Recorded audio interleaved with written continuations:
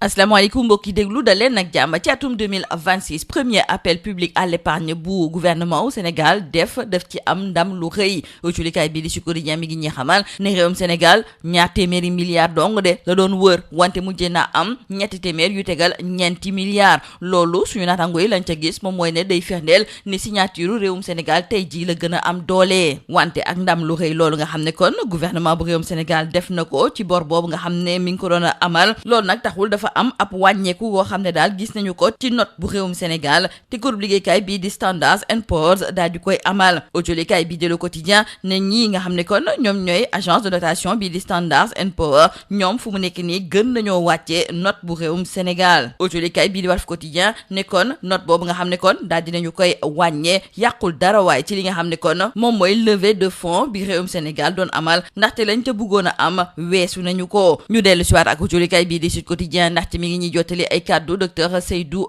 Bokoum moom mi nga xam ne kon xam-xamam dafa màcc ci wàllu koom ma ngay ñëwaat ci coow li nga xam ne juddoon na fi keroog ba ñu waxee ne dafa am yéeyaay ab bor boo xam ne nguurub Sénégal dafa koy làq moom di docteur Seydou Bokoum te bu nekkoon ganub émission bi di objection fii ci biir rajo Sud FM li mu gis rek moom mooy ne ñii nga xam ne ñoom ñooy faral di leble ci wàllu eurobond ñoom ñoo fi bëgg a indi jiixi jaaxa bëgg a imposer seen bopp ndaxte réewum Sénégal mi nga xam ne léegi dafay leb di ko jaarale ci wàllu total return swap ñoom loolu la ñuy bañ moom di docteur Seydou Bokoum di xamle ne kuréel yu mag yi nga xam ne nag dañu fiy dugal seen koppar ñu ràññee ci waa FMI wala boog waa Banque mondiale ñooñu la ñu bëgg moom mooy réewum Sénégal saa suy lepp mu nekk ci koppar goo xam ne ci bitim réew la bàyyeekoo ndaxte loolu day tax rek bor bi di gën di diis te saa su ne da ngay faral di dellu ci ñoom wante moom mu daal di gis ne yoon bii nga xam ne nag moom la réewum Sénégal daal di jël maanaam daal di uti koppar di ko jaarale ci wàllu total return swap yi loolu arrangé wu leen loolu nag moom moo tax ba ñoom fu mu nekk ne ñuy ngañ li ni mel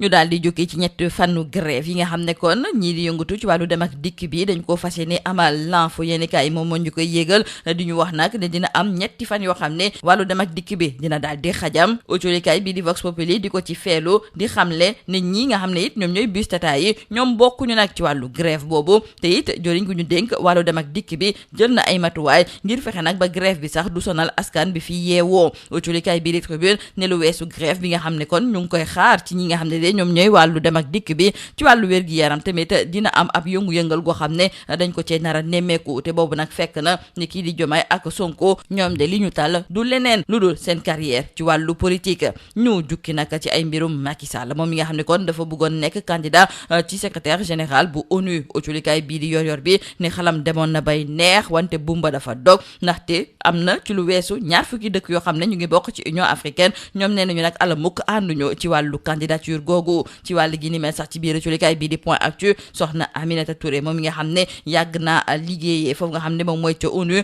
moom daal di ne xam le ne Macky Sall jaarul ci yoon gi mu waroon a jaar ci biir ONU ngir rek ñu war a mën a dëggal li nga xam ne moom mooy candidature am moom moomu di soxna Aminata Touré kon yéy na yàbbi jëmale ko ci wàllu gi ni mel loolu la ñu culikaay bii di Point Actu di xamal wante kii di Ousmane Sonko moom de buggu cee wax ci wàllu tàggat yaram Les Échos mooy ñëwaat nag ci jongante xarito bi nga xam ne mi ngi doon am ci diggante réewum Sénégal ak Pérou fële nga xam ne moom mooy ca Paris ca France ñu ñuy xamal ne foofu nag fédération bi daal dina ci profito ngir wanaale ñi nga xam ne ñoom ñooy sénégalais ya nekk ca diaspora lii nga xam ne nag moom mooy coupe bi ñu daal di gagné Pape Thiaw ne moom fu mu nekk ni nag xelam yëpp ma nga fële nga xam ne moom mooy ca mondial ba autolikaay bi di laas duñu xamal ne ñii nga xam ne kon ñoom ñooy gaynde yi nekk buuru Afrique ci wàllu football ñoom fu mu nekk ni wane nañ seen bopp fële nga xam ne moom mooy ca France suba teel sax tey ji seq waxtaan ak ki nga xam ne nag moom mooy Edouard Mendy nekk gardien de but bu équipe bu réewum Sénégal moom mu jukki jëmale ko ci wàllu confédération africaine bu football di gis nag ne ñoom nañu waroon a taxawee football bu Afrique dafa des jeexale ko ci likaay bii di Libération ma ngay ñëw ci mbirum Pape Cheikh Diallo ak ñeneen ñi nga xam ne dañu leen teg loxo ci mbirum ñaari tur yi suñu naataango yi di ñu xamal ne enquête bi fu mu nekk ni moom ñoo ngi koy wéyal te nag brigade de recherche bu Kër Massar moom mi nga xam ne kon moom moo teg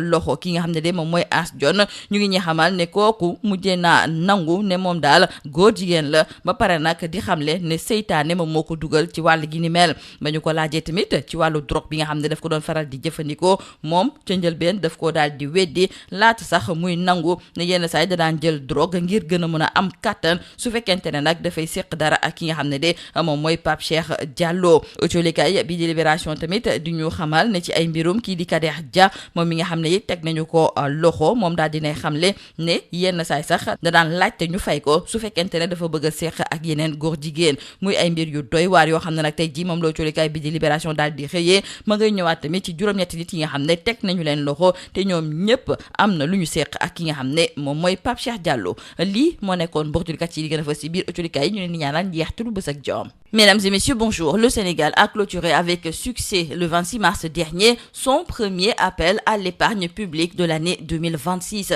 Nos confrères de Sud Quotidien qui nous en parlent trouvent d'ailleurs que Dakar envoie un signal fort car ce premier appel public à l'épargne a été clôturé à 304 milliards de francs CFA, soit à 152% de l'objectif initial. Et selon nos confrères, cela confirme la solidité de la signature souveraine du pays. Cependant, l'on nous signale dans le journal Rewmi Quotidien que l'agence de notation Standard & Poor's a encore abaissé la note du Sénégal. Nos confrères du quotidien Le Quotidien nous en parlent également et reviennent sur cette énième dégradation économique avec Standard & Poor's donc qui sale encore la note du Sénégal. Le Sénégal qui est entre ombre et lumière car malgré cette dégradation de la note, le Sénégal a réussi une levée de fonds avec succès. Et face aux critiques des agences de notation après la révélation de dettes contractées par l'actuel gouvernement via les Total Return Swap, l'économiste Seydou Bokoum évoque une guerre de communication contre la nouvelle stratégie d'endettement du Sénégal axée sur la monnaie locale.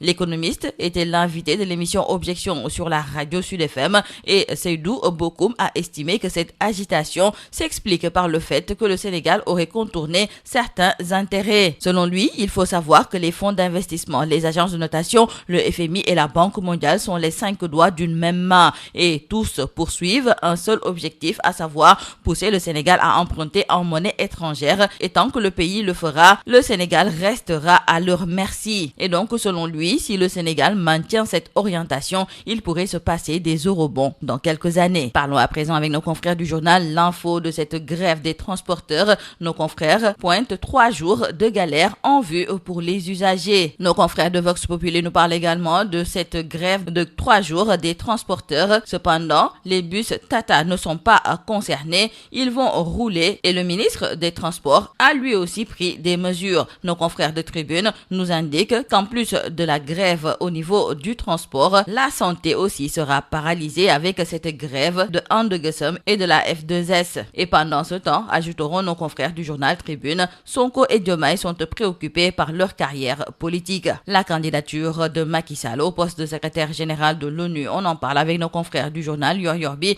qui trouvent que c'est un crash d'une candidature hors piste car l'ambition de l'ancien président sénégalais de conquérir le secrétariat général des Nations Unies vient de s'abîmer brutalement sur le tarmac de la diplomatie africaine. Ce qui devait être une consécration mondiale s'est mué le 27 mars dernier à Addis Abeba en un fiasco historique marqué par l'hubris et le mépris des règles communautaires. Porté par un forcing burundais solitaire et fustigé par le Nigeria comme par le Rwanda, cette aventure sans boussole a fini par se heurter au désaveu inédit du Sénégal, sa propre patrie. Justement, concernant donc le soutien de l'Union africaine qui a été refusé à Macky Sall dans le journal Point Actu, c'est Mimi Touré qui revendique 24 ans d'activisme professionnel à l'ONU qui souligne que Macky Sall a contourné la commission d'étude des candidatures de l'Union africaine. Et sur cette question, nos confrères du journal Point Actu nous font savoir que le premier ministre Ousmane Sonko, qui était en meeting à Ficelle, a plutôt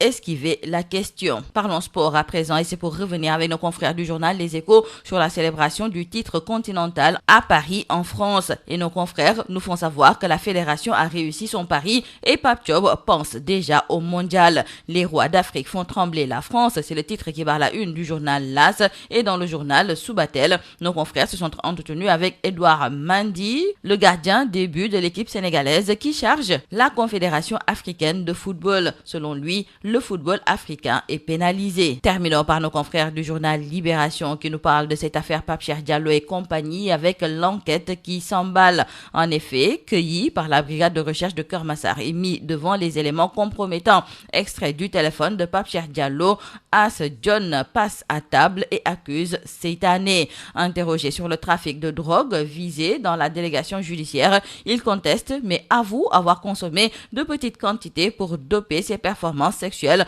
lors des ébats avec Pape Cheikh Diallo. Avec son consentement, son téléphone est mis sous exploitation. Quant à Kader Dia, nos confrères de Libération nous font savoir qu'en plus de ces ébats avec Pape Cheikh Diallo, il a révélé que ses services sexuels étaient parfois payants. Ensuite, nos confrères nous présentent les profils des 8 présumés yosseurs de Pape Cheikh Diallo interpellés à ce stade et qui ont tous fait des aveux. C'est tout à vos journaux et très bonne lecture.